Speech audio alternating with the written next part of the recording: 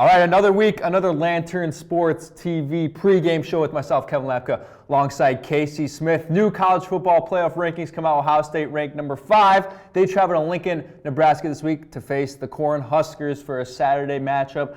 Casey, what do you like in this game? Yeah, first things first, Kevin, for the Huskers, Adrian Martinez, he's been a Superman for them this year. Don't let the 3-6 record fool you, Kevin. They are a great football team offensively, ranking in the top 3 in the Big Ten in the major yardage categories, and that's due in large part to Adrian Martinez, the dual threat quarterback at the top. He's been a Superman for this offense, and he can do it through the air, and he can do it on the ground as well. He's third in the Big Ten in rushing touchdowns with 11, and he's also third in passing yards. So what does that tell you with 2,264? And Samori Toure has been his favorite target with 568 yards of that 2,264. So that connection could present some problems for Ohio State's defense. But the guy trying to stop Adrian Martinez is Taraja Mitchell on that side for Ohio State. I could expect him, especially with Steel Chambers being out because of that targeting call. Head coach Ryan Day, he called for a 30-minute penalty instead of the 2-half penalty. That way to sort of cut down, because there could be a little bit of a difference between, like he said, on the first play of the second half or the last play of the second half. So who knows there. True. But Taraja Mitchell, the co-captain, he's definitely going to have to step up in that absence. And I could see him playing a little bit more of a spy role with this defense, sort of just sitting in a soft zone, waiting for Adrian Martinez to break the pocket and go attack him. And he's represented the 757 well, Kevin. My hometown of Hampton Roads, Virginia. He's from Virginia Beach. I'm from Newport News. He's represented us well up here in Columbus. He's second on the team behind only Ronnie Hickman playing that bullet safety with 41 tackles, and he's also tied for third with 4 tackles for loss. So he's been able to fly around the field and get the job done, and I expect him to keep that up, especially against Adrian Martinez, who likes to run. You could see some of those tackles for losses coming just as a spy, being able to pursue Martinez as he breaks the pocket. So you think they're going to neutralize him a little bit? For the most part, from a running standpoint? From that standpoint, yes. Ohio State's had a little bit of an issue with running quarterbacks in the past. So if in the first half, like, you start to see a little bit of struggle with that side of the ball, being able to contain Adrian Martinez, I wouldn't panic, because Ohio State really does their damage in outscoring opponents in the second and third quarter. So in that first quarter, if it's still a close game, I wouldn't panic.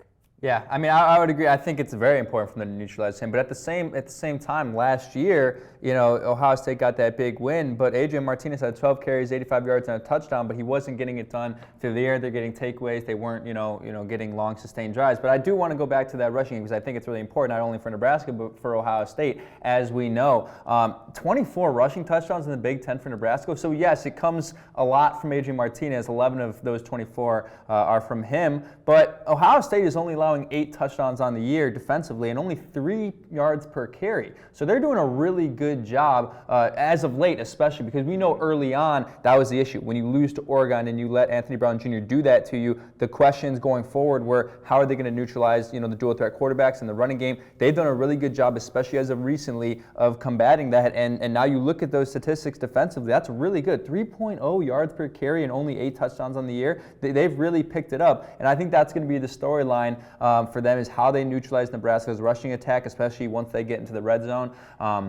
Penn State was able to get in the red zone a few times last week, resulting in a few field goals. They played better red zone defense. But at the same time, if this is a higher scoring game and Nebraska, gets more points, and the other side, you have to look at Ohio State's offenses scoring more touchdowns in the red zone, more than they did last week, because Penn State's red zone defense was doing really well. I mean, I don't know, Ohio State kicked 4 field goals. I don't know how many of those came from the red zone, but all four of them were in the red zone. So there you have it. I mean, you have to have more success in the red zone. Obviously, it's with ease getting down the field, but you're going to Nebraska. Playing in the red zone, scoring in the red zone becomes more difficult when you're on the road and all that noise is in your ears. So it's going to be important for them to not only neutralize Nebraska's rushing attack, but once they get into the red zone, they need to score touchdowns instead of field goal in this game. I think they're heavily favored in this game for a reason, and they should come away with a win of a large margin. But if they want to do that, it's going to be because they need to score touchdowns in the red zone. Yeah, for sure. You mentioned it. Only 1 touchdown in 6 red zone trips. You mentioned the 4 4 field goals, the 1 turnover on downs. Right. Ohio State, they need to punch it in. They outscored opponents, like I think it was 233 to 44, if I'm not mistaken, in a 4-week span. So they were just destroying opponents. It's crazy. The spread this week, I think, is 15. I'm not sure if Ohio State covers that, to be honest with you. I know history says that Ohio State is going to beat 15? the brakes. Yeah. After it being 19.5 for Penn State, wasn't it? Yep. I think playing on the road in Lincoln, I think it's going to be a big factor for this Ohio State team to have to overcome.